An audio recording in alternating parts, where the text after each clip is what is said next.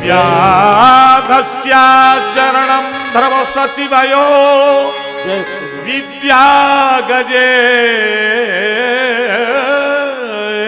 यस्य का जाति विदुरस्य यादवपते उग्रस्य किम पौरुषम् उपजायाय कमनीय रूपमधिको किं वा सुदामरोधनम् भक्त्या तुष्यते केवलं न च गुणैर्भक्ति प्रियो व्याधस्या शरणं ध्रुवसचवयो विद्या गजेन्द्र यस्य कहा।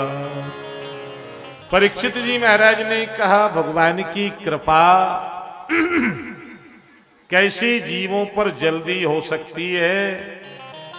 क्या कोई बहुत ऊंचे खानदान वाले को भगवान जल्दी मिल सकते हैं? सुखदेव जी बोले नहीं नहीं, ऐसी बात नहीं है। अगर ऐसा होता तो भगवान की कृपा तो वेहलिया पर भी बरस गई है। अच्छा, तो महाराज शायद जो है किसी बहुत वयोवृद्ध पर भगवान जल्दी रीझ जाते होंगे। नहीं परीक्षित, ऐसा भी नहीं है। ध्रुव जी तो 5 वर्ष के थे, भगवान ने उनको भी दर्शन दे दिया।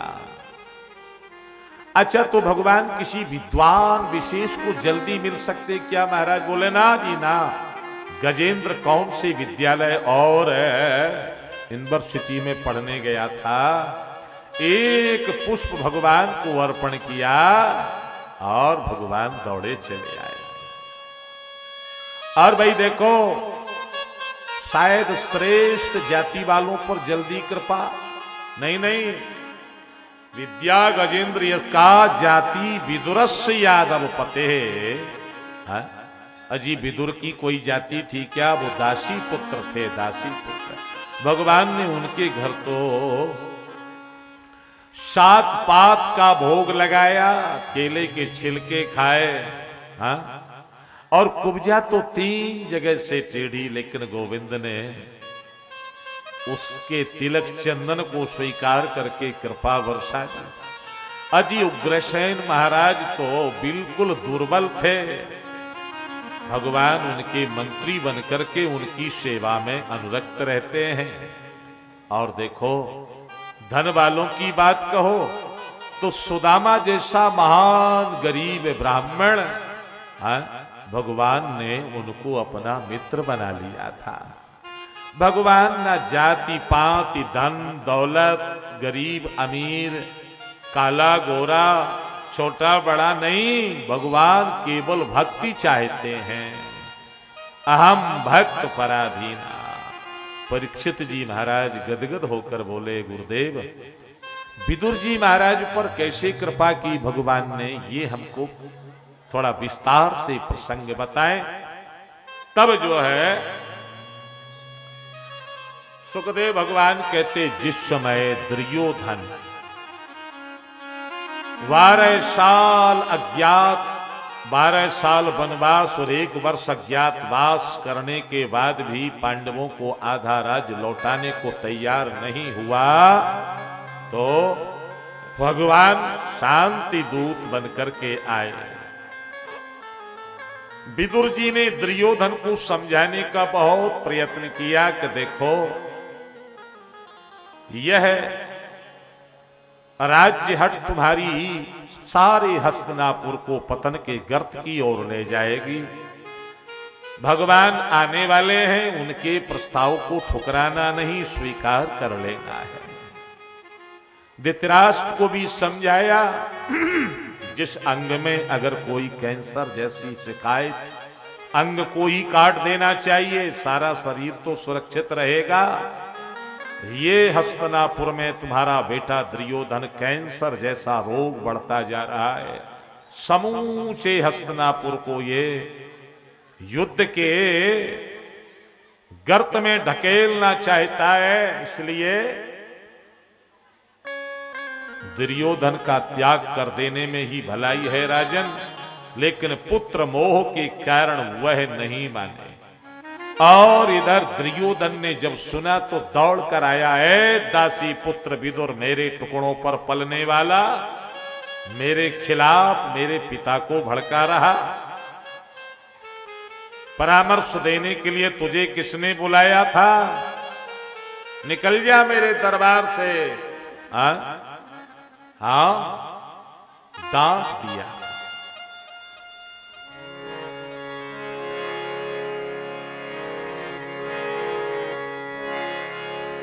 विदुर जी ने ऐसे डांट, दुर्योधन ने महाराज विदुर को डांट दिया।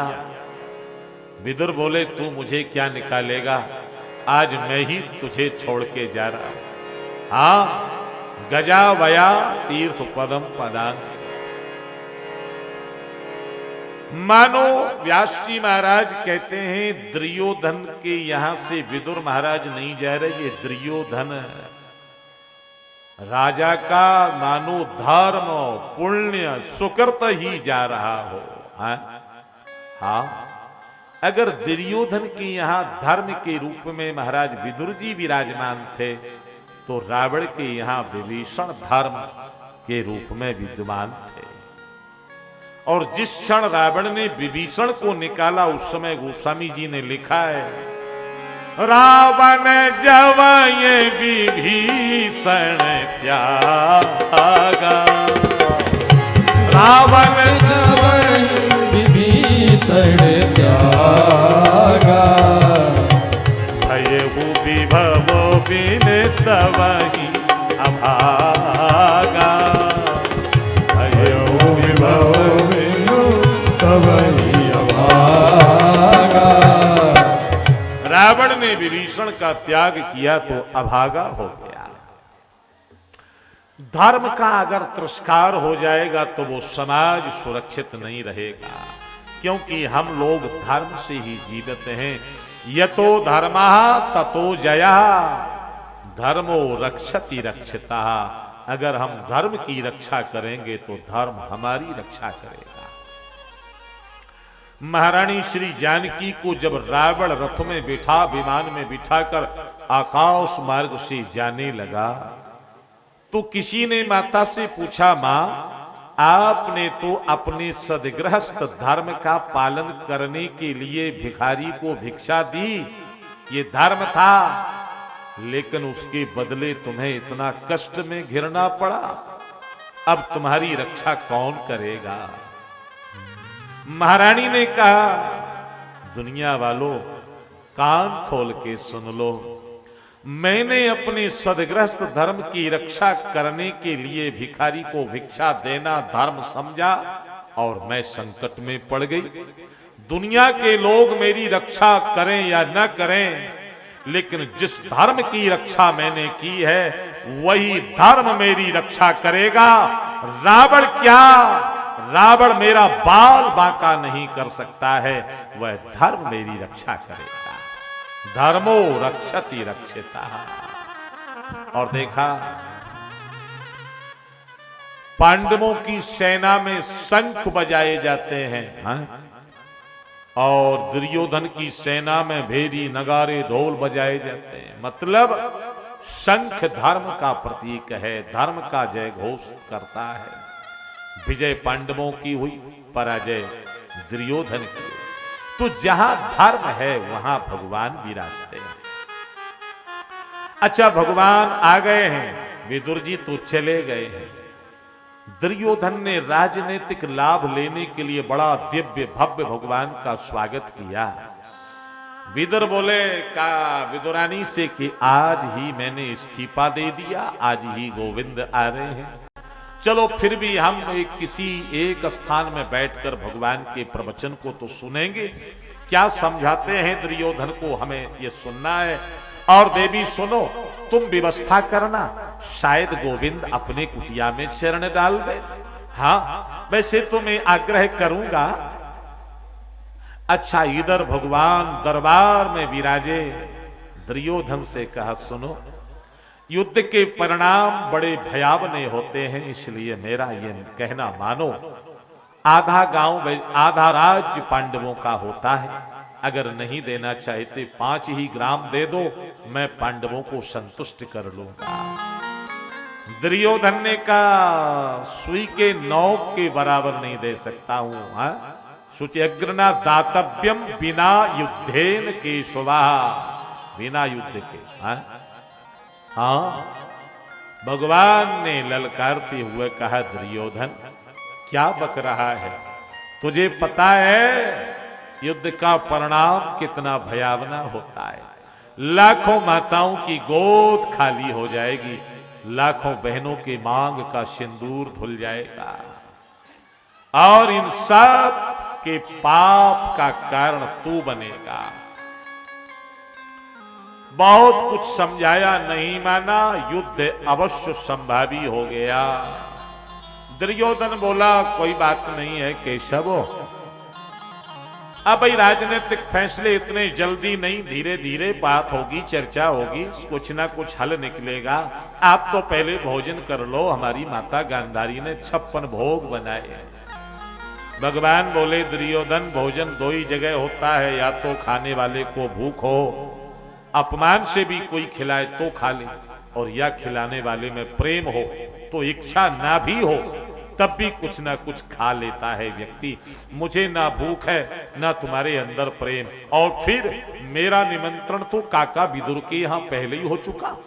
अरे महाराज विदुर अब वो नहीं मंत्री नहीं रह गए, अब महामंत्री नहीं, अब तो उन्हें स्वयं ही खाने के लाले पड़े हैं, आपको क्या खिलाएंगे। अरे भगवान बोले जिसने निमंत्रण दिया है देता है तो कुछ ना कुछ व्यवस्था तो करता है, हमें इससे क्या लेना देना। विदुर जी सुन रहे थे, धन्य है, प्रभु की ओर देखे, प्रभु आपने भरी समाज में मेरा इतना आदर बढ़ा दिया, मैंने तो नहीं कहा। भगवान बोले जो मैं कह रहा हूं ठीक कह रहा हूं। हाँ, इशारे से विदुर को शांत कर दिया। अब तो विदुर जी दौड़े और आकर विदुरानी से बोले सुनो गोविंद आ रहे हैं। उन्होंने अपने आप स्वयं कहा भरी दरबार में कि मेरा निमंत्रण काका विदुर के यहाँ, अब वो भाग्य है हम लोगों के, आज प्रभु स्वयं पधार रहे हैं। अब सुनो तुम जल्दी व्यवस्था करो, भगवान को आसन और पानी जल आदि और फल जो भी हो, और मैं जाता हूं बजरिया में कुछ ना कुछ प्रबंध करके अजी ग्वालों से जाके बढ़िया खोए के लड्डू बनाओ, माखन मिश्री दे दो, थोड़ा ये दही दे दो और ये दे दो। भागे जा रहे, दौड़े जा रहे, ले रहे, खरीद रहे। अरे मेरे आज गोपाल आ रहे हैं, आज मेरा कन्हैया आ रहा है, आज मेरा लाला आ रहा है।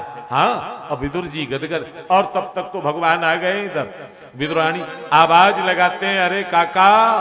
विदुरानी स्नान कर रही दौड़ी चली आई, उन्हें अपना ही कोई होश नहीं है। हाँ, गोविंद ने देखा, तुरंत पीतांबर उड़ा दिया। अब विदुरानी इधर से उधर भाग रही, अब क्या करूं, कहां बिठाऊं, काका तो बाजार चले गए हैं। अब जी लाला तुम इधर बैठ जाओ। एक पीढ़ा लिया और इधर से उधर, उधर से उधर पूरे आंगन में चक्कर लगा रही है भगवान को, इधर बैठो, ये जगह ठीक नहीं है, अब इधर बैठ जाओ। अच्छा इधर नहीं, इधर आके एक साफ सी जगह, वहां पीढ़ा डाला तो उल्टा ही डाल दिया पीढ़ा। हाँ, भाव में पता ही नहीं है ना।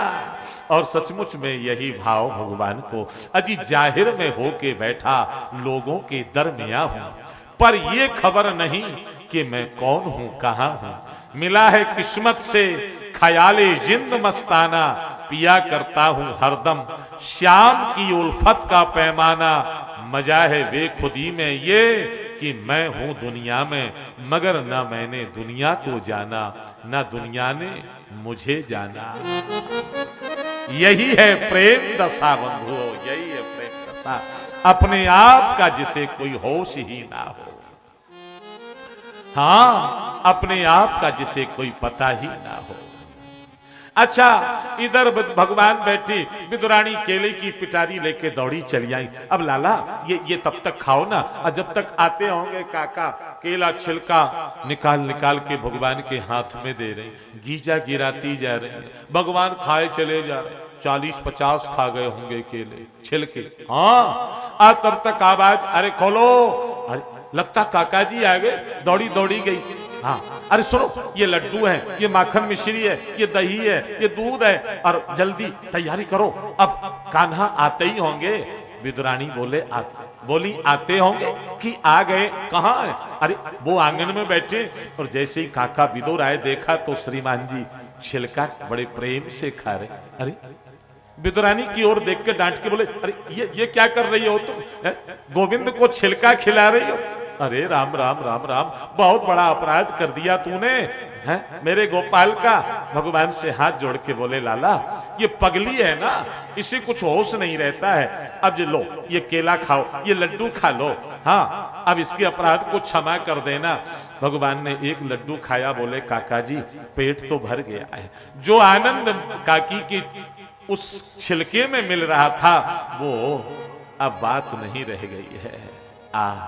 भगवान तो भाव चाहते हैं, भाव का भूखा हूं मैं, भाव ही बस सार है। भाव से मुझको भजे तो भव से बेड़ा पार। भाव का भूखा हूं मैं। जल्दी बिल्कुल नहीं करना, बहुत जल्दी कर जाते हो, जल्दी नहीं, बहुत थम के, बहुत लय से, बहुत आनंद से। भाव का भूखा हूं मैं, भावो ही बस सार है। भाव का भूखा हूं मैं, भाव का भूखा हूं मैं, बस भावो ही बस सार है। भाव का जय हो, भाव ही बस सार है। भाव से मुझको भजे, भावों से बेड़ा पार है। भाव से जोगी भजे, भाव से बेड़ा पार है। श्री राधे। भाव का भूखा, भाव बिन सुनी पुकार, मैं कभी सुनता नहीं। ओ भाव की सुनी पुकारे, जय हो। मैं कभी सुनता नहीं। भाव बिन सुनी पुकारे, मैं कभी सुनता नहीं। भाव सुनी पुकारे, मैं कभी सुनता नहीं। भाव से एक फूल भी दे, भाव से एक तो मुझे स्वीकार है। भाव से एक फूल दे, जय हो, तो मुझे स्वीकार है। भाव का भूखा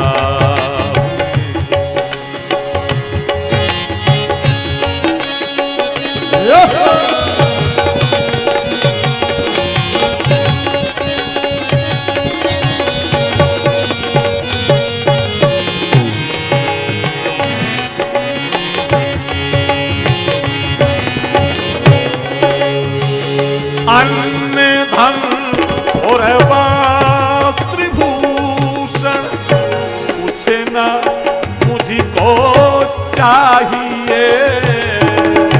अन्न धन और वस्त्र भूषण, श्री राधे। मुझको चाहिए।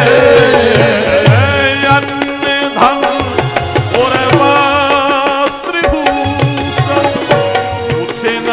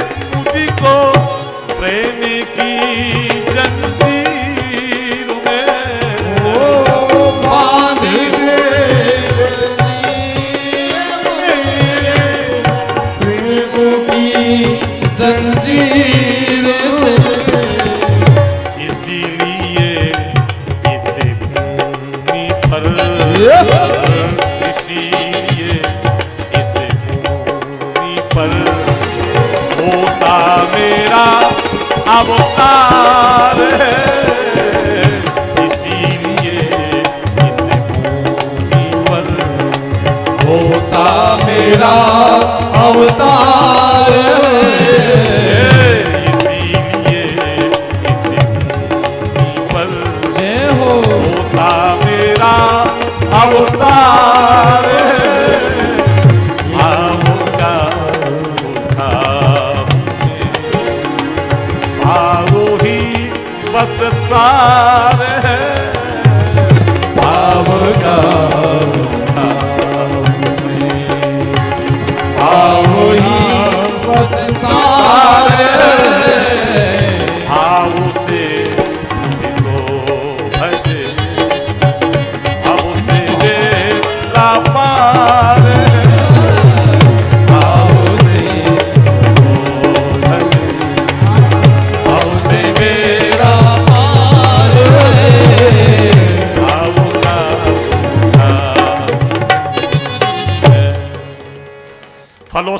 फलस्तु उभयोर तुल्यम भावग्राही जनार्दन। भगवान तो भाव चाहते हैं। गीता कहता है देवान भावयतानेन ते देवा भावन्तु वहा परस्परम भावयन्ता श्रेया परम वापसिषा। जिस देवता का यजन जिस भाव से करोगे उसी अनुसार वह हमें फल देगा। स्कंद पुराण कहता है मूर्खा वदन्ति विष्णाय पंडिता विष्णवे नमः फलस्तु उभयोर तुल्यम भावग्राही जनार्दन। भगवान भाव चाहते हैं। हाँ, भाई कुभाय अनख आलसहु और नाम जपत मंगल दिश दसहु। भाव आज विदुरानी के छिलकों का भोग भगवान ने लगाया। प्रभु को प्रेम चाहिए। रामई केवल प्रेम पिया, रामई केवल प्रेम पिया, जान ले जो जानन जान ले जो जानन रामय केवल प्रेम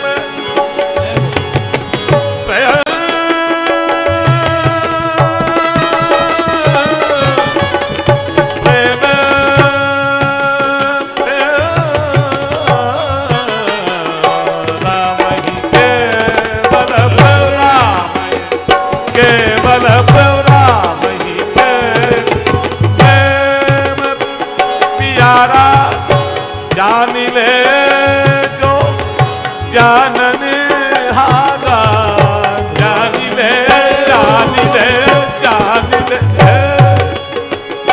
जाननी हारा। राम ही केवल प्रेम पिया, राम ही राम ही केवल प्रेम पिया, राम ही केवल प्रेम पिया, राम ही केवल प्रेम केवल प्रेम केवल प्रेम पिया। मिला ही ना रघुपति बिन अनुरागा, ये जोग तप ज्ञान विरागा। आहा सब ते ऊंची प्रेम सगा, सबसे ऊंची प्रेम सगाई, प्रेम सगाई हो प्रेम सगाई, प्रेम सगाई हो प्रेम सगाई, सगाई हो प्रेम सगाई, प्रेम सगाई हो प्रेम सगाई, सबसे ऊंची प्रेम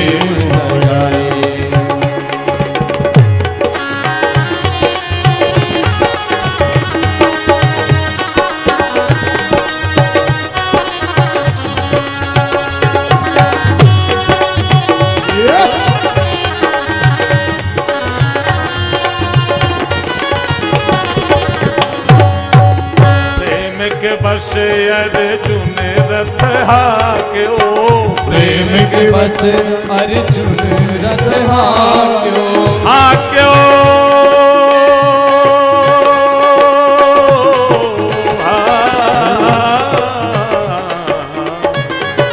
प्रेम के बस अर्जुन रथ हाक्यो, प्रेम के बस अर्जुन रथ हाक्यो, भूल गए ठकुराई, भूल गए ठकुराई, सबसे सबसे ऊंची प्रेम सगाई, सबसे ऊंची प्रेम सगाई।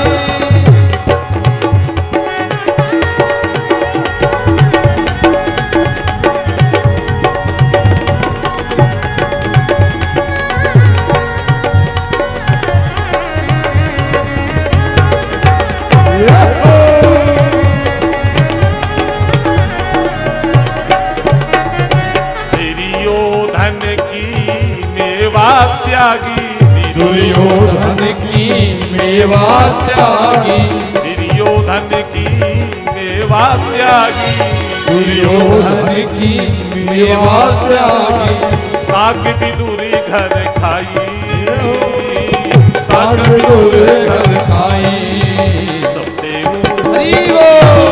प्रेम सगाई, सबसे ऊंची प्रेम सगाई, सबसे ऊंची, प्रेम सगाई, सबसे ऊंची प्रेम सगाई। सबेरी के बेर सुदामा के तंदुल, सबरी के वीर सुदामा के तंदुल, सबेरी के बेर सुदामा के तंदुल, सबरी के वीर सुदामा के तंदुल, रुचे रुचे भोग लगाई, रुच भोग लगाई। जय हो। सबसे ऊंची सबसे ऊंची प्रेम सगाई, सबसे ऊंची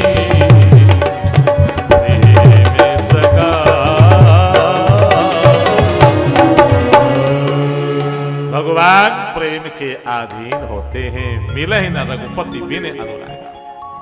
आज भगवान ने विदुर के यहाँ बतुए का साग खाया, भक्त का मान बढ़ाया। अच्छा, जब भगवान सुधाम जाने लगे तो विदुर जी उद्धव से कहा, उद्धव भक्त की भक्ति उपासना साधना पर मैंने कुछ ना कुछ भक्त को दिया, लेकिन एक भक्त ऐसे जिन्होंने मेरी सेवा की, बदले में मैं कुछ उन्हें दे नहीं सका। विदुर जैसा भक्त जिन्होंने मुझे बतुआ का साग खिलाया, लेकिन बदले में मैं कुछ दे नहीं पाया, ये मैंने तुम्हें जो श्रीमद् भागवत का परम ज्ञान उपदेश किया है, यह मेरे विदुर काका से जरूर कह देगा।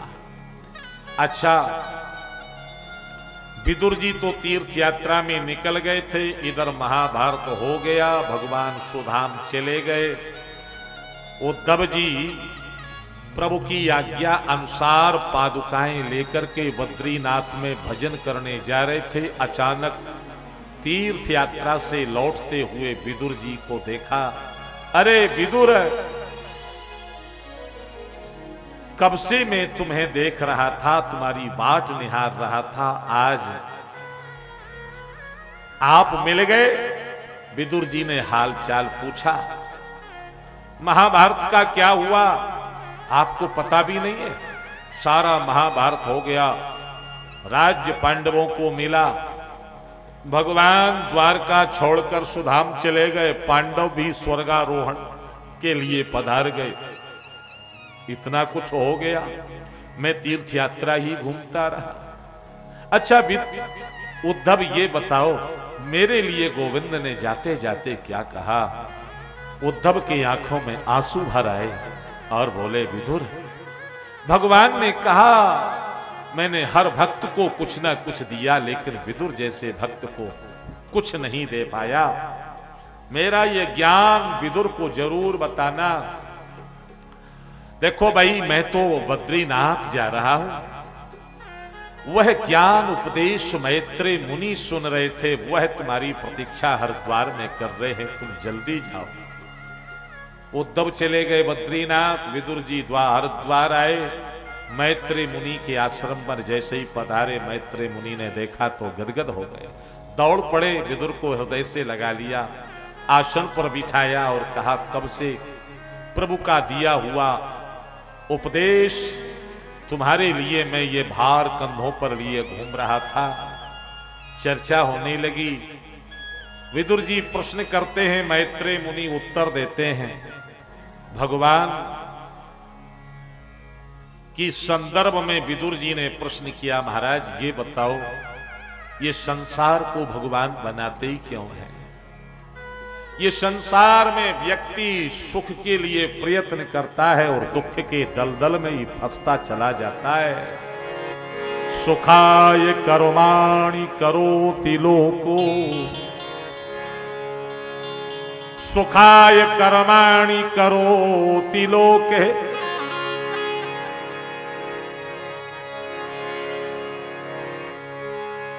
सुख के लिए सारे जीवन कर्म करता है और दुख के दलदल में फंसता चला जाता है। हाँ, और ये संसार इतना सुंदर भगवान बनाते क्यों? अरे भाई, मैत्रेय मुनि ने पहले तो सृष्टि का संपूर्ण विस्तार से वर्णन किया है। कई जगह सृष्टि का वर्णन आता है। हाँ, अब ये मैं इसलिए संक्षिप्त बता देता हूं कि जब कथा सुनने के लिए ही लोग सोचने लगते हैं कि इसमें थोड़ा डांस हो जाए, नाच गान हो जाए, हाँ, तो फिर इतना गहन विषय कैसे सुनेंगे, सो ही जाएंगे। भगवान की कथा नृत्य के लिए नहीं होती है, भगवान की कथा डांस नहीं होती है, भगवान की कथा मनोरंजन का साधन नहीं है। वैज्ञानिकों ने television, tape recorder, transistor, mobile आदि कितने बनाए, मनोरंजन करो ना, लेकिन कम से कम 24 घंटे में कुछ समय तो भगवान को समर्पण के भाव से दे देना चाहिए। हाँ, कथा में भी मनोरंजन अगर खोजोगे तो फिर कथा करने का मतलब क्या हुआ? और आजकल व्यास भी ऐसे हो गए ना, अध्ययन है नहीं, कथा जानते नहीं है, दुनिया को ठगने के लिए आडंबर जरूर बढ़ा देते हैं। और दुनिया तो पागल है, दुनिया तो चाहती यही है कि हमें नाच गान ये वो, हाँ, दुनिया को रिझाने के लिए कैसे कैसे बहरूपिया बन के समाज में सनातन धर्म की ओट में शिकार करने में नहीं चूकते हैं, अपनी अपनी शिकार करने में आगे रहते हैं, अनावश्यक शोषण जनता के धन का करके और बस ऐसा आराम का जीवन बिताने में जनता भोली भाली पागल बन जाती है। देखते हो, ऐसे ऐसे कथावाचक एक श्लोक नहीं जानते, 7 दिन कथा हो जाती है नाच गान में, और 1-2 लाख नहीं 50 लाख आप दे देते हैं, लुटा देते हैं। और अगर कोई सीधा सरल साधु बढ़िया भगवान की कथा सुनाए तो उससे भी नाच गान की अपेक्षा करना, क्या ये ठीक होगा क्या? श्री हनुमान जी तो भगवत चरित्र सुनने के रसिया है ना, प्रभु चरित्र सुनवे को रसिया, और राम लखन सीता मन बसिया। तो मैं हनुमान जी को कथा सुना रहा, हनुमान जी को कथा सुनाने आया हूं। इतने सस्ते में तो शायद हम भी नहीं आते, और अगर आ जाते हैं तो आप कीमत नहीं समझते। समझ कहां रहे हैं? हाँ, इसीलिए तो जितना महंगा वक्ता हो उतनी महंगी उसकी मांग और उतना ही उसका महत्व। और थोड़ा डांस करा दे तो कहने ही क्या है? दुनिया वालों के सामने नाचोगे तो नाचते ही रहोगे, और भगवान के सामने अगर नाचना है ना तो भगवान के सामने, और वो नाचना भाव का होना चाहिए। हाँ, नाचने में वासना नहीं, उपासना बरसना चाहिए। मीरा नाची है, मीरा ने रोया है, आंसू बहाए हैं, लेकिन वह नाचना गोविंद के लिए था। और हम दुनिया को दिखाने के लिए नाचते हैं। मीरा तो कहती है, अजी रघुनंदन के आगे नाचूंगी, रघुनंदन के आगे नाचूंगी, नंदन के आगे नाचूंगी, रघुनंदन के आगे नाचूंगी, नाचूंगी नाचूंगी नाचूंगी, रघुनंदन के आगे नाचूंगी, रघुनंदन के आगे नाचूंगी। प्रेम प्रीति का बांध घूंघरा, प्रीत प्रीत का बांध घूंघरा, प्रेम प्रीति का बांध घूंघरा, प्रेम प्रीति का बांध घूंघरा, सूरत की कछनी काछूंगी, सूरत की कछनी काछूंगी, नंदन के अब्रज नंदन के, और ये तू नंदन के आगे नाचूंगी, रघुनंदन के आगे नाचूंगी, नंदन के आगे नाचूंगी, नाचूंगी नाचूंगी नाचूंगी, रघुनंदन के नाचूंगी, नंदन के आगे नाचूंगी, नंदन के आगे नाचूंगी। लोक लाज कुल की मर्यादा, लोक लाज कुल की मर्यादा, लोक लाज कुल की मर्यादा, लोक लाज कुल की मर्यादा, जग में एक न राखूंगी, जग में एक न राखूंगी, रघुनंदन के प्रजे नंदन के आगे नाचूंगी, नंदन के आगे नाचूंगी, नंदन के आगे नाचूंगी, नाचूंगी नाचूंगी नाचूंगी, नाचूंगी नाचूंगी नाचूंगी, नंदन के आगे नाचूंगी, रघुनंदन के आगे नाचूंगी।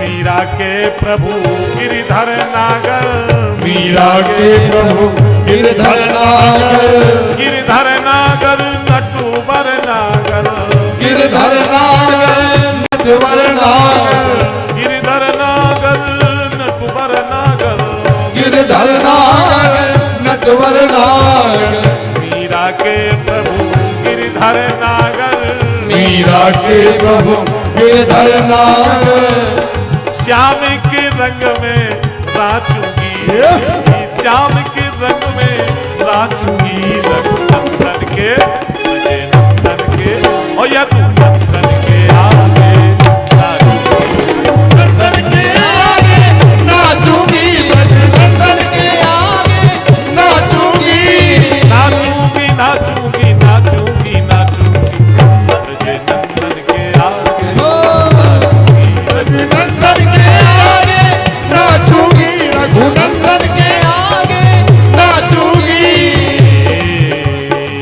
लोक लाज कुल की मर्यादा, लोक लाज कुल की मर्यादा, लोक लाज कुल की मर्यादा, लोक लाज कुल की मर्यादा, जग में एक ना राखूंगी, जग में एक ना राखूंगी, नंदन के नंदन के और रघुनंदन के आगे श्री राधे नंदन के आगे नाचूंगी,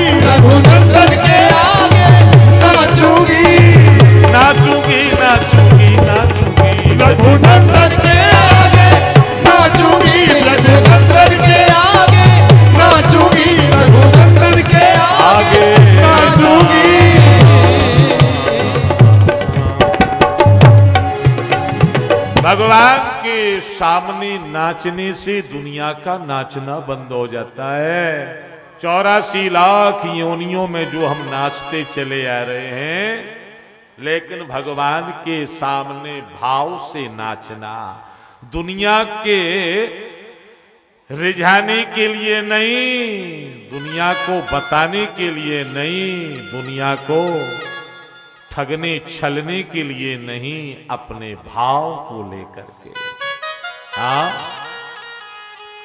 मैत्री मुनि से विदुर जी कहते हैं, सुखाय कर्माणि करोत लोको नतई सुखम बान्यद पारवम्बा विंदेस्त भूया ततेव दुखम यदत्र युक्तम भगवान वरण्यः।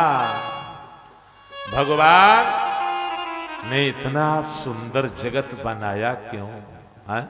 हाँ, दुनिया बनाने वाले क्या तेरे मनों में समाई, काहे को दुनिया बनाई तूने, काहे को दुनिया बनाई तूने, काहे को दुनिया बनाई।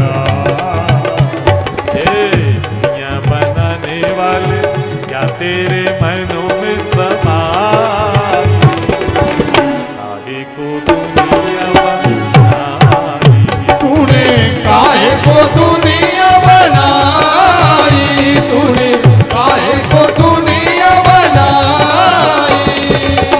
काहे बनाए तूने माटी के पुतले, काहे बनाए तूने माटी के पुतले, धरती ये प्यारी प्यारी मुखड़े ये उजले, धरती ये प्यारी प्यारी मुखड़े ये उजले। काहे बनाया तूने दुनिया का खेला, काहे बनाया तूने दुनिया का लीला, जिसमें लगाया जवानी का मेला, और जिसमें लगाया जवानी का मेला। शुभ शुभ तमाशा देखे, शुभ तमाशा देखे, माहेरी तेरी खुदा, काहे को दुनिया बनाई तूने, काहे को दुनिया बनाई तूने, काहे को दुनिया बनाई तूने, काहे को दुनिया बनाई। काहे को दुनिया बनाई। संसार भगवान ने क्यों बनाया, इसका उत्तर कोई दिया नहीं, किसी शास्त्र में नहीं है। अरे भाई, चकवा चंद्र को क्यों देखता है, इसका कोई कारण नहीं है, स्वाभाविक प्रेम है। कुमुदनी चंद्रमा को देखकर क्यों खिल जाती है, उसका स्वाभाविक प्रेम है।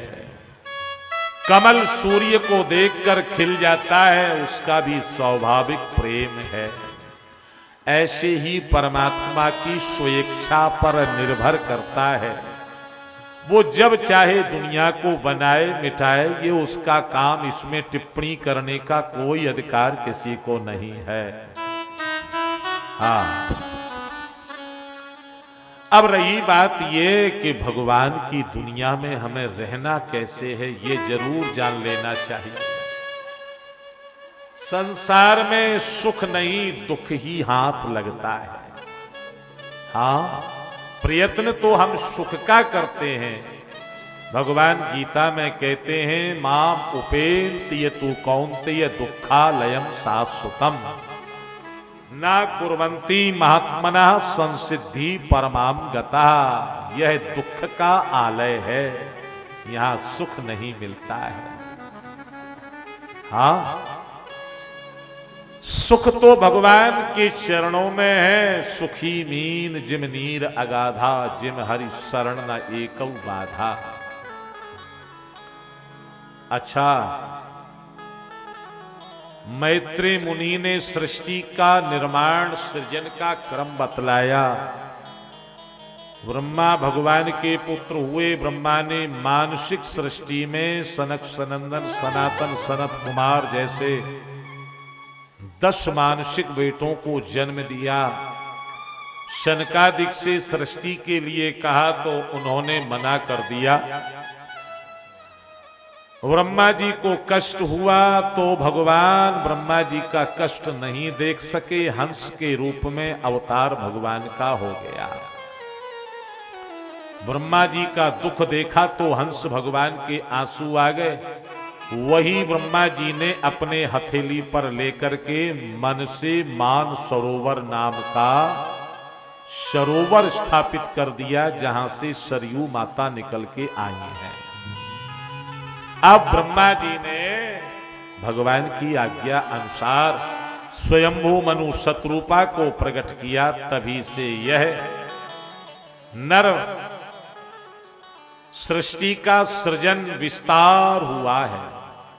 और मनु जी ने सृष्टि का विस्तार करने का निश्चय तो किया। जब ब्रह्मा ने कहा तो बोले महाराज पृथ्वी तो है ही नहीं, सृष्टि रहेगी कहां। हिरण्याक्ष नाम का राक्षस जल में ले गया। विदुर जी ने कहा ये महाराज हिरण्याक्ष कौन था। हिरण्याक्ष कश्यप ऋषि का पुत्र था। कश्यप के बहुत पत्नियां, लेकिन दिति से दैत्य हुए और अदिति से देवता हुए। एक समय दिति माता सायंकालीन वेला में कामातुर होकर रति दान की इच्छा से पति के पास पहुंची। वैसे तो मना किया, ऐसा घोर तमावेला घोराणाम घोर दर्शना। इस समय गर्भाधान करने से दुष्ट संतान पैदा होगी, लेकिन कामज्वर के कारण दिति नहीं मानी। कश्यप ने गर्भाधान तो किया और कहा देवी इतने दुष्ट बालक पैदा होंगे, सारा विश्व जिनके भय से कांपेगा, बहुत बड़े बलशाली होंगे। बहुत ज्यादा पश्चाताप हुआ दिति को, लेकिन भगवत इच्छा मानकर गर्भ तो धारण किया। बालक इतने गर्भ में प्रकाशवान होने लगे कि तीनों लोक जलने लगे। बालकों को जन्म देना ही नहीं चाहती हैं। तब कश्यप ऋषि ने बार बार कहा कि भाई आखिर जन्म तो देना ही पड़ेगा, अब दुष्ट हो चाहे जैसे भी हो। दिति ने जन्म तो दिया। जो वस्त्र आज पहनाती कल छोटा पड़ जाता है। देखते देखते पर्वताकार विशाल काय वाले हो गए। इतने बलशाली थे। छोटा भाई बड़े भाई से हिरण्यकश्यपु से बोला भुजाएं बहुत खुजली कर रही हैं, लड़ने वाला कोई मिलता नहीं है, मैं तो गदा लेके निकलता हूं। जिस दिशा में चला जाए तो हाहाकार मच जाए। नारद जी मिल गए घूमते हुए। ए नारद,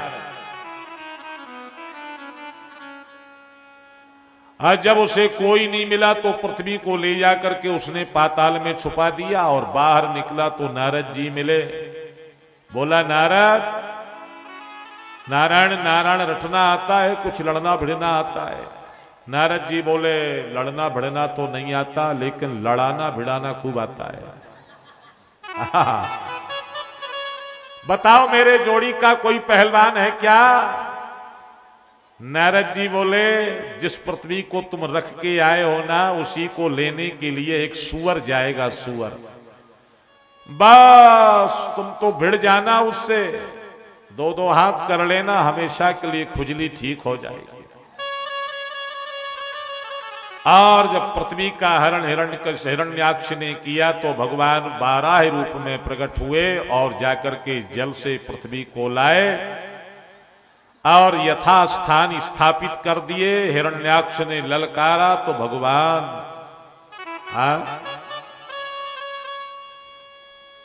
से युद्ध संग्राम छिड़ गया। भगवान उससे युद्ध करने लगे।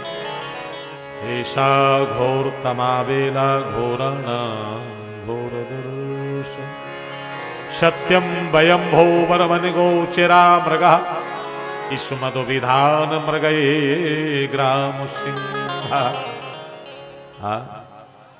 अच्छा, भगवान को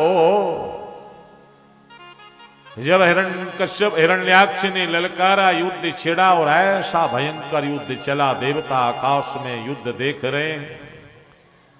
लड़ते लड़ते देवता कह रहे प्रभु कब तक खिलाओगे, जल्दी मारो, हम लोगों का बहुत बड़ा शत्रु है, बहुत सताया। भगवान ने खेल ही खेल में एक थप्पड़ ऐसी मारी के लुढ़कते हुए हिरण्याक्ष जो है मृतक हो गया। बोलिए 12 है भगवान की। अब देवता सोच रहे हैं कि ऐसा ना हो हम भगवान की स्तुति करने जाएं और ये जिंदा निकल पड़ा तो ये हम लोगों की खबर लेगा।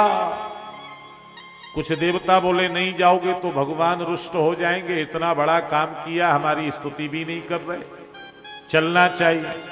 देवता आए तो मिली जुली प्रक्रिया दे रहे हैं भगवान को।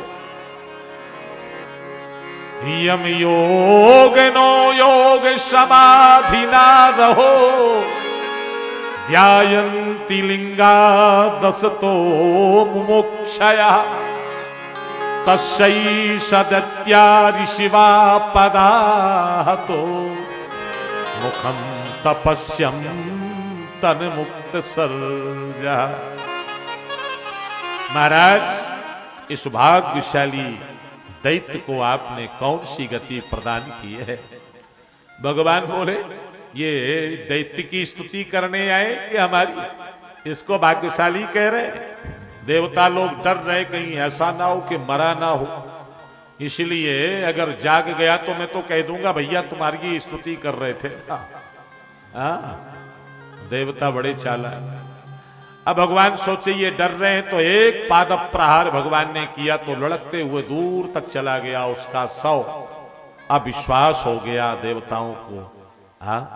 तब भगवान की खुल करके यज्ञ भगवान की स्तुति करते हैं और कहते हैं जन्म जन्म मुनि यतन करा, जन्म जन्म मुनि यतन कराए, अंतरा में कहे आवत नाही, अंतरा कहे आवत नाहि, जन्म जन्म मुनि यतन कराए, जन्म जन्म मुनि यतन कराए।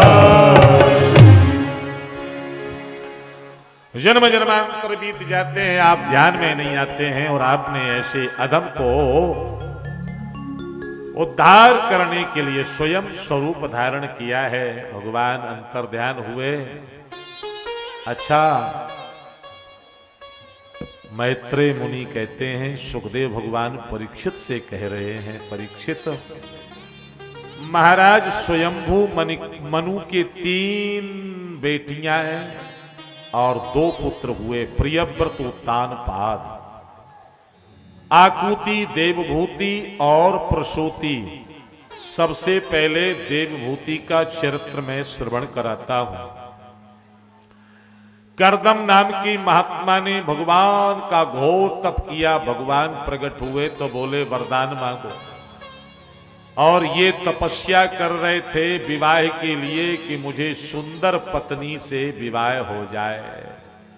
अब भगवान जब आए तो संकोच शर्म के कारण कुछ बोल ही ना पाए।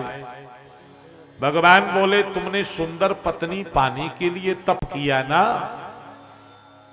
मैं आशीर्वाद देता हूं तुम्हें सुंदर पत्नी प्राप्त हो जाएगी। कर्दम संकुचित होकर बोले महाराज मुझे विवाह नहीं करना है। भगवान बोले क्यों?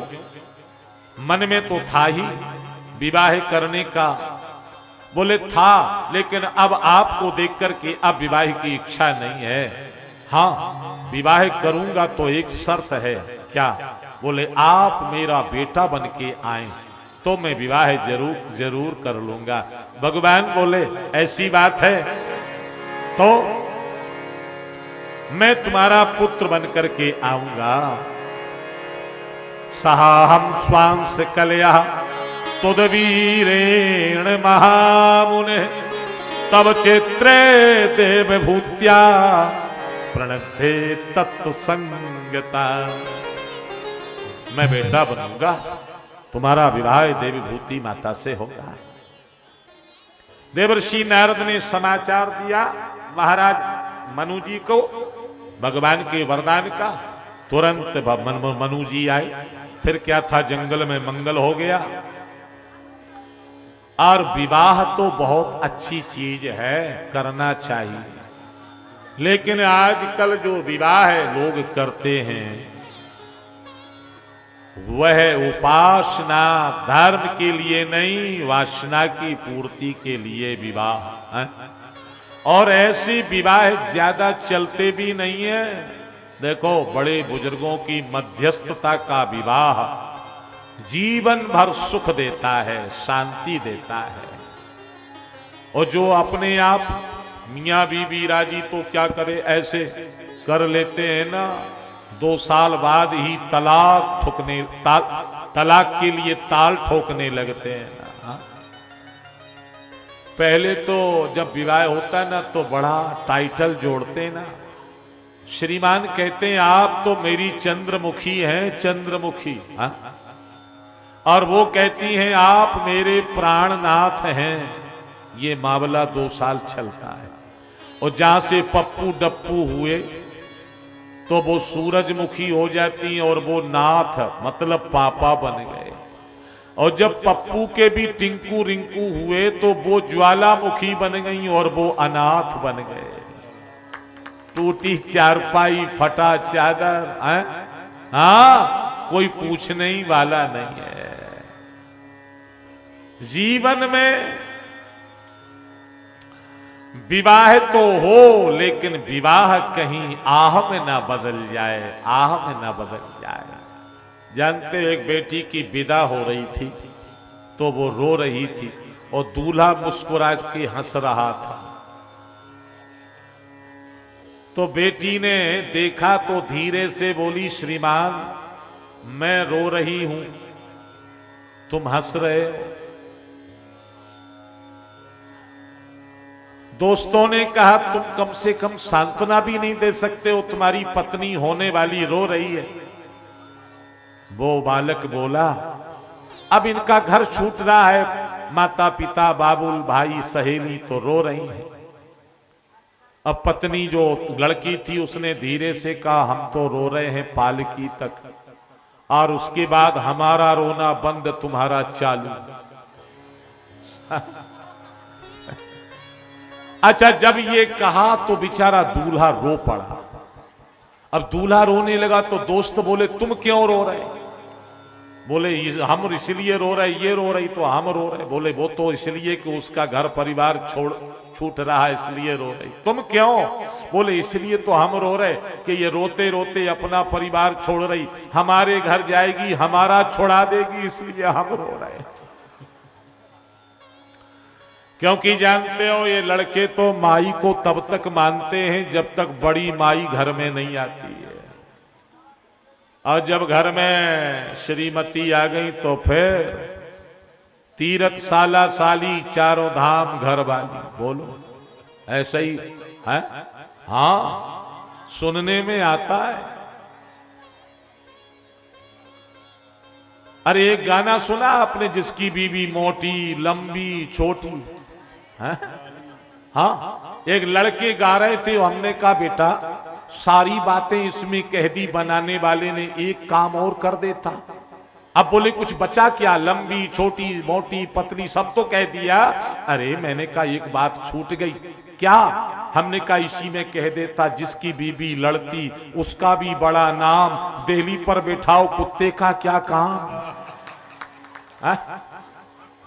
कैसे कैसे मूर्ख हैं गाना बनाने वाले।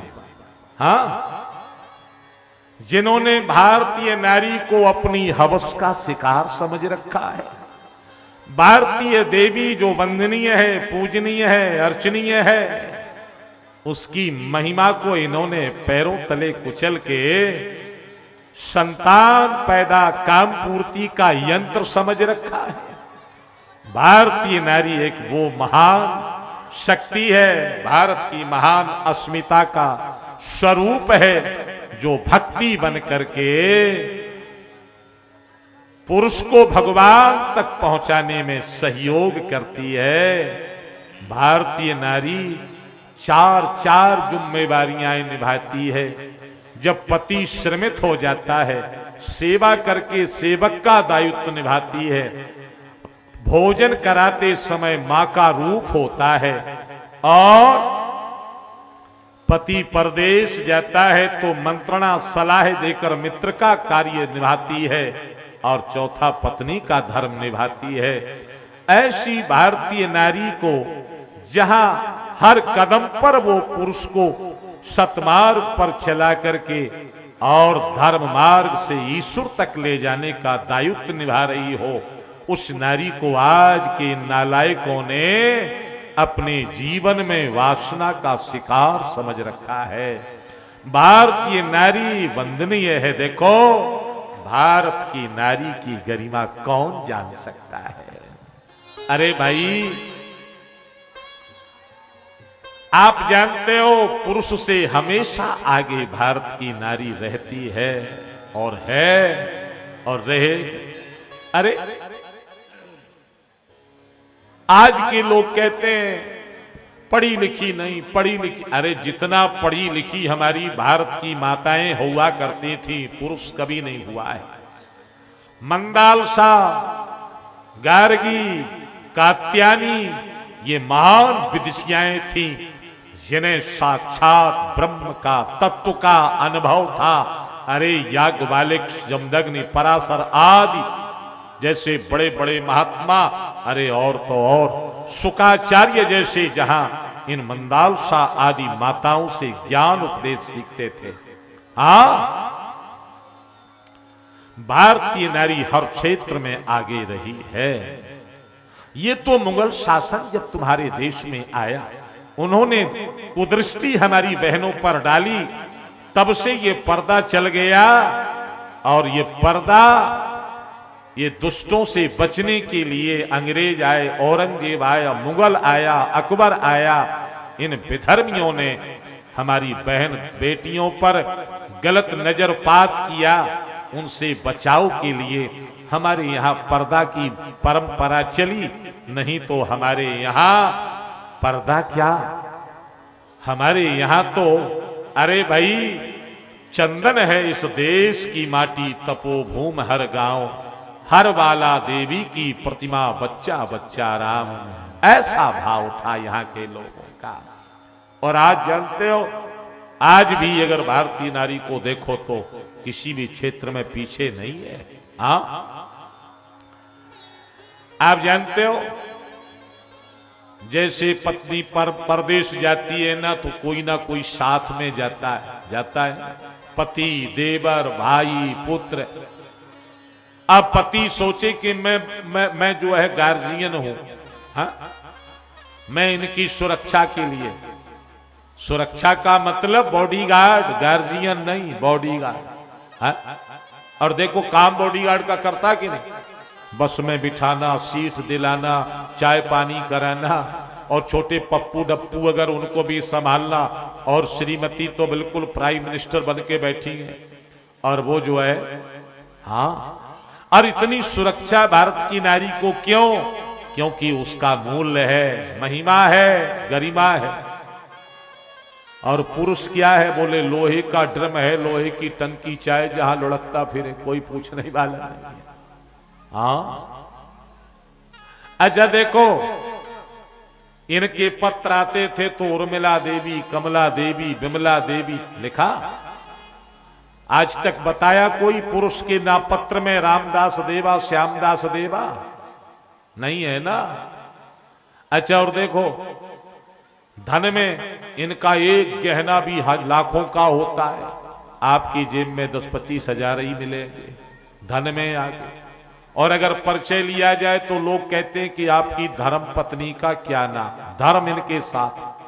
आज तक किसी भाई से पूछा, आपके किसी बहन से पूछा कि आपके धर्म पत्ता का क्या नाम है?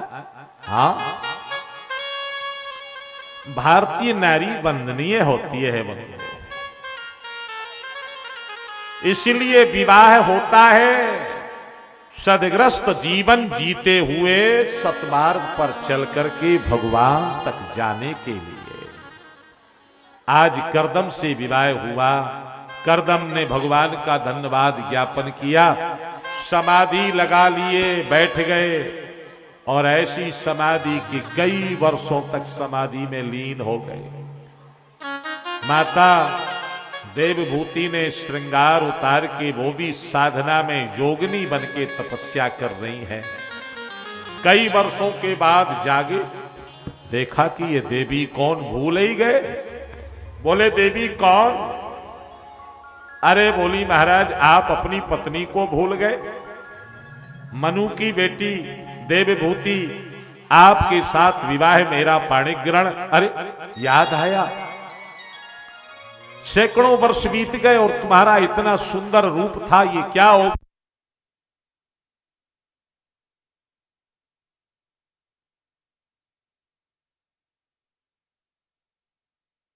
इसका कोई भरोसा नहीं कब आए चली जाए। लेकिन आप बड़े शांत सौम्य स्वभाव वाले, शांति से श्रवण कर लो। 15 मिनट की बात और। महाराज श्री करदम जी ने कमंडल से जल लेकर अभिमंत्रित करके छोड़ा एक दिव्य विमान और एक दिव्य सरोवर की संरचना। सरोवर में माता ने स्नान किया, सुंदर शरीर जिनका हो गया, देवांगनाओं ने उनका श्रृंगार किया। विमान में बैठ करके दोनों दंपतियों ने सैकड़ों वर्षों तक भोग विलास, संसार के सारे सुखों को पाया। कालांतर में 9 बेटियों को जन्म करदम जी ने दिया और कहा देवी मैं तो सोच रहा था भगवान का भजन करूंगा, ये दुनियादारी तो बढ़ती जा रही है, अब तो अपने राम भजन करने चलते हैं। देवभूति ने कहा महाराज मैं किसके सहारे रहूंगी, ये तो पराया धन है, बेटियां हैं, एक पुत्र तो होना चाहिए। महाराज करदम को याद आ गया, भगवान ने वचन दिया था पुत्र होने का। ठहर जाते हैं। कुछ समय बाद भगवान कपिल का जन्म हुआ। बोलिए कपिल भगवान की जय। और उसी समय कपिल भगवान का दर्शन करने ब्रह्मादिक देवता आए। ब्रह्मा जी के 9 बेटों के साथ 9 बेटियों का विवाह करदम जी ने कर दिया और फिर भगवान का भजन करने जंगल में चले गए। अब जो है देवभूति माता ने कपिल भगवान को प्रणाम करते हुए ज्ञान उपदेश लिया है। निर्विन्ना निद्राम भूमन अशत इंद्रिये तर्शना इन संभाव मानेन प्रपन्नाम दम तम प्रभु। भगवान से प्रार्थना करती हैं प्रभु ये मन जो है ना बहुत बड़े पेट वाला है, तृष्णा मन की शांत क्यों नहीं होती है। महाराज मनु की बेटी बनकर के मेरा जन्म हुआ, सम्राट राजा के यहां सारे सुख भोगे, पति भी मिला तो करदम जैसा महात्मा, कामद विमान में जिन्होंने संसार के सारे सुख हमें प्रदान किए। लेकिन आज मन से पूछती हूं तुम्हारा पेट भरा, तो मन नकारात्मक उत्तर देता है, मन तृप्त नहीं हुआ, कारण क्या है? अरे मन कभी तृप्त होता ही नहीं है बंधुओं, ये मन बहुत विशाल है। रावण के पास इतना वैभव भोलेनाथ ने दे दिया, शक्रकोट सम विभव विलासा, करोड़ों इंद्र से भी ज्यादा सुख साम्राज्य रावण के पास। लेकिन भगवान शिव से कहता है कदा सुखी भवाम में हम, भोलेनाथ हम सुखी कब होंगे? बोलो। चाहे जितना हो जाए लेकिन व्यक्ति तृप्त नहीं होता। नारद जी ने एक भिखारी को मांगते हुए देखा, पास में बुला के कहा तुम्हें पर्याप्त धन अगर हम दिलवा दें तो फिर तो नहीं मांगोगे? अरे महाराज क्या करना है? भजन करना है। बस जीवन यापन के लिए मिल जाए। नारद जी ने चिट्ठी लिखकर दे दी, जाओ कुबेर के पास। शक्ति दे दी, पहुंच गया।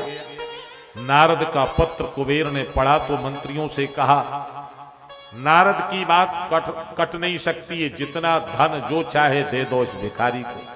कमंडल रख दिया, टोकरी भर भर के हीरा मोती पन्ना पुखराज डाल रहे, लेकिन कमंडल भर नहीं रहा। महीनों गुजर गए। नारद जी ने सोचा वो भिखारी नहीं दिख रहा, शायद कहीं भजन कर रहा होगा। कुबेर के पास गए, क्यों? एक भिक्षुक को भेजा था, उसे कुछ दिया। कुबेर हाथ जोड़ के बोले, महाराज भेजने के पहले सोच लिया करिए कि कौन को भेज रहे हैं। क्यों, क्या हुआ?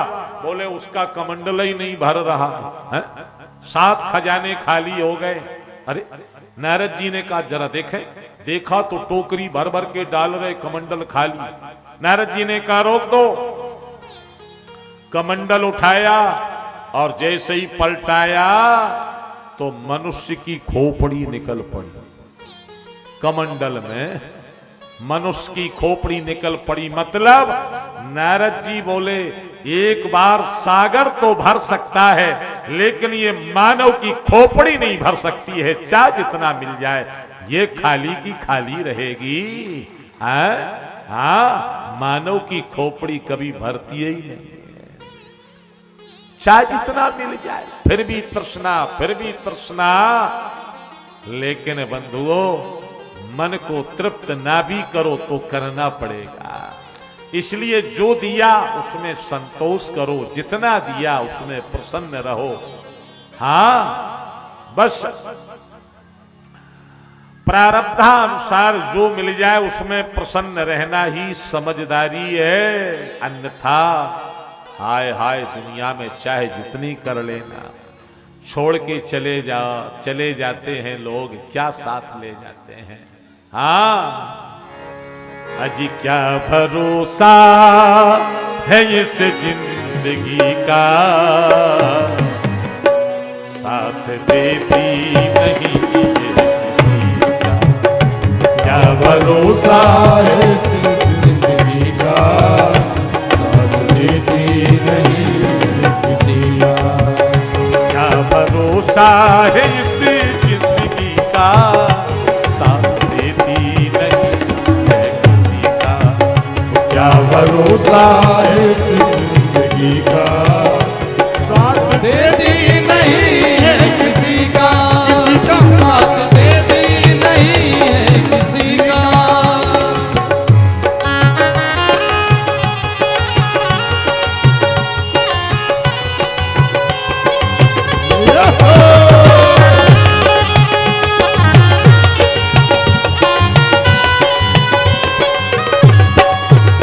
सम्मा बुझ जाएगी जलते जलते,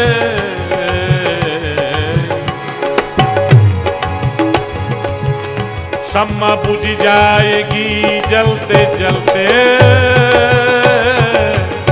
सम्मा बुझ जाएगी जलते जलते, सम्मा बुझ जाएगी जलते जलते, सम्मा बुझ जाएगी जलते जलते, दम निकल जाएगा रोशनी का, साथ देती नहीं है किसी का। तो निकल जाएगा रोशनी का, किसी का।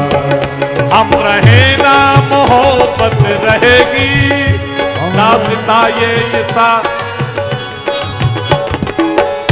हम रहे ना मोहब्बत रहेगी, दास्तां ये दुनिया कहेगी।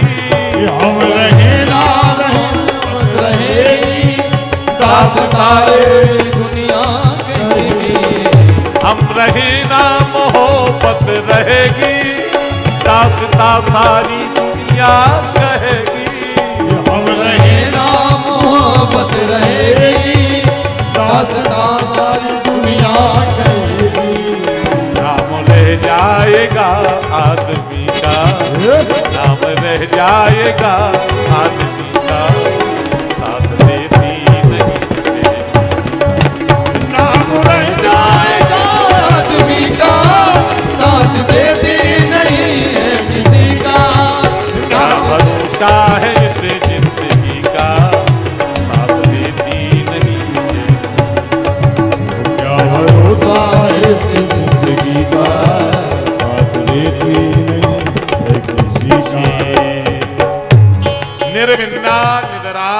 मन असत इंद्रिय तर्षणा।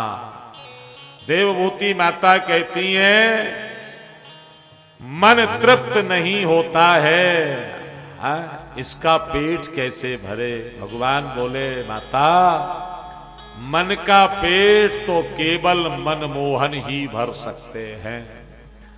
अच्छा, माता देवभूति ने भगवान से बहुत प्रश्न किए हैं और सांख्य योग भगवान ने माता देवभूति को सुनाया है, लेकिन मुझे समय अनुमति बिल्कुल नहीं दे रहा है और अतिक्रमण मैं कर नहीं सकता। टाइम इज मनी, समय ही धन है। हाँ, आप सोचें 12 बजे तक तो संभव ही नहीं है। हाँ, क्योंकि 11 बजने में 4 मिनट शेष हैं। हम वाणी को विराम इसलिए करेंगे कि कल भगवान का देखो जन्म होना है, ठीक है। अभी माता देवभूति को भगवान सांख्य दर्शन, सांख्य योग नैनम चिंतन्ति शास्त्राणि नैनम दहति पावकाना चैनम क्लेदयन्त्यापो न शोषति मारुता आदि आदि का विस्तृत विवेचन जो होगा कल हम लोग सुनेंगे। और कल बहुत लंबी कथा है। देखो अभी तृतीय स्कंद जो है पूर्ण हो रहा है और भगवान के 10वें स्कंद में जन्म होना है। तो बोलो, इसलिए आपको जल्दी आना होगा।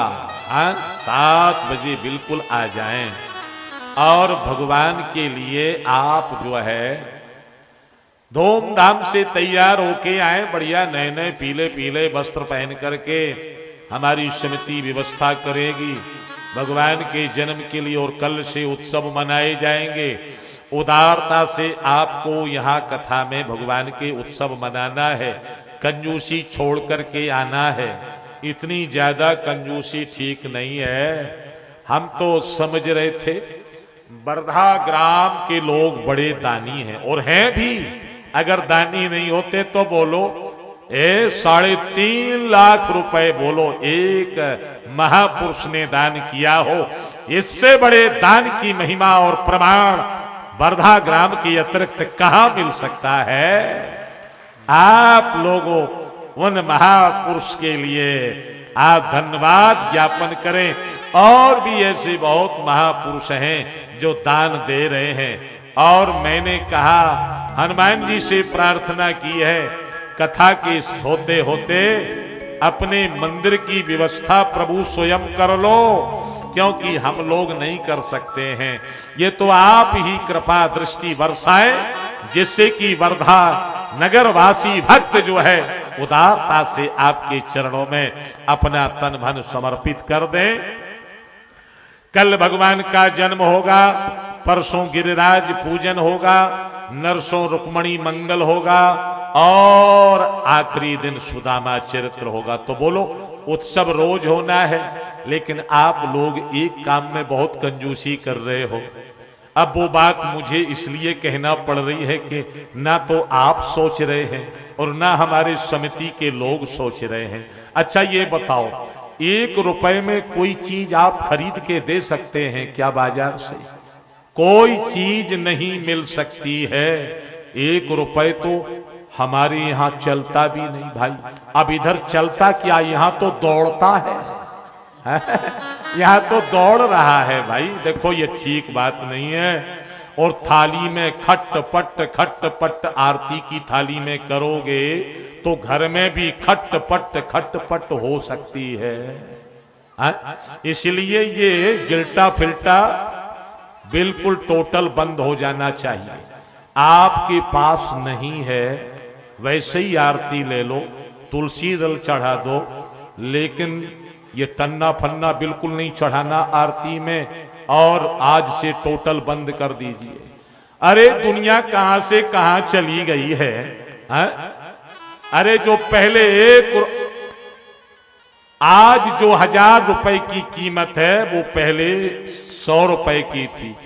आज जो 10 रुपए की कीमत है वो पहले 1 रुपए की थी।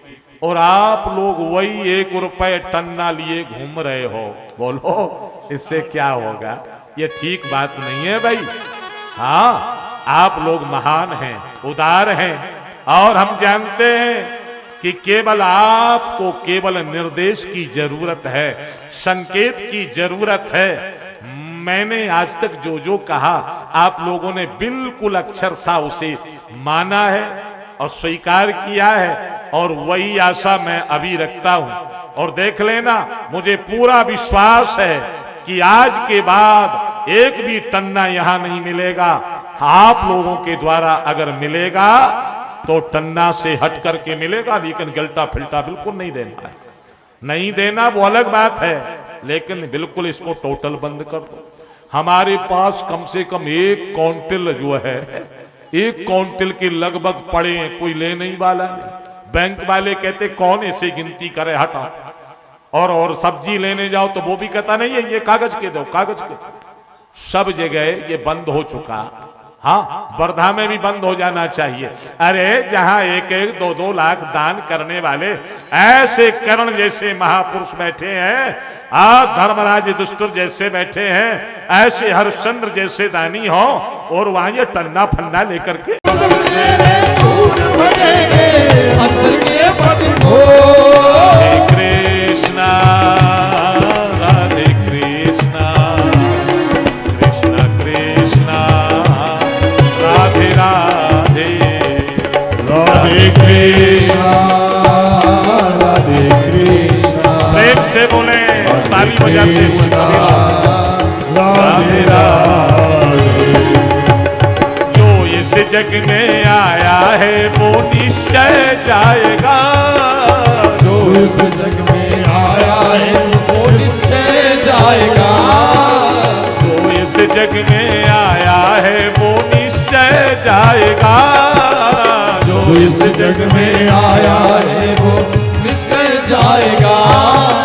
जग प्रपंच के जन्म मरण के जग प्रपंच से तू बच जाएगा, जन्म मरण के जग प्रपंच से तू बच जाएगा, मुक्ति मिल जाएगी बंदे, मुक्ति मिल जाएगी। राधे कृष्ण बोल, सब दुख तेरे दूर भगेंगे, अंदर के पट को सब तेरे दूर मिलेंगे, अंदर के पट हो। राधे कृष्णा राधे कृष्णा, कृष्णा कृष्णा राधे राधे, राधे कृष्णा राधे कृष्णा, राधे कृष्णा, राधे राधे। ममता मई श्री राधे रानी कृपा दिखाएगी, ममता मई राधे राधे कृपा दिखाएगी, ममता मई श्री राधे रानी कृपा दिखाएगी, ममता मई श्री राधे राधे कृपा दिखाएगी। जगपालक को पल पल तेरी याद दिलाएगी, जगपालक को पल पल तेरी याद दिलाएगी, ओ जगपालक को पल पल तेरी याद दिलाएगी, जगपालक को पल पल तेरी याद दिलाएगी। ओ मुक्ति मिल जाएगी बंदे, मुक्ति मिल जाएगी बंदे, राधे कृष्ण बोल, सब दुख तेरे दूर भगेंगे, अंदर के पट को सब दुख तेरे दूर भगेंगे, राधे कृष्णा बोल, हे राधे कृष्णा राधे कृष्णा, कृष्णा कृष्णा राधे राधे, राधे कृष्णा हरे कृष्णा कृष्ण कृष्ण हरे हरे, राधे कृष्णा राधे कृष्णा, कृष्णा कृष्णा राधे राधे, हरे कृष्णा राधे कृष्ण राधे कृष्ण राधे राधे। ये जब मनमोहन के चरणों में प्रीति लगाएगा, जब मनमोहन के चरणों में प्रीत लगाएगा, ओ मनमोहन की चरणों में प्रीति लगाएगा, जब मनमोहन की चरणों में प्रीत लगाएगा, जन्म मरण के जग प्रपंच से तू बच जाएगा, जन्म मरण के जग प्रपंच से तू बच जाएगा। मुक्ति मिल जाएगी बंदे, मुक्ति मिल जाएगी। मेरा राधे कृष्ण बोल, हम तुम तेरे लगेंगे अंदर के पल को, सनम तेरे लगेंगे अंदर कृष्ण को। राधे कृष्णा, राधे कृष्णा, कृष्णा कृष्णा, राधे राधे, राधे कृष्णा, राधे कृष्णा, राधे कृष्णा, राधे राधे। राधे कृष्णा, राधे कृष्णा, कृष्ण कृष्णा, राधे राधे, राधे कृष्णा, राधे कृष्णा, राधे कृष्णा, राधे राधे। राधे कृष्णा, राधे कृष्णा, राधे कृष्णा, राधे राधे। राधे कृष्णा, राधे कृष्णा, राधे कृष्णा, राधे राधे। राधे कृष्णा, राधे कृष्णा, राधे कृष्णा, राधे। राधे राधे। बोलिए भागवत महापुराण की, वृंदावन बिहारी लाल की, श्री हनुमान जी महाराज की, सब संतन की, सत्य सनातन धर्म की।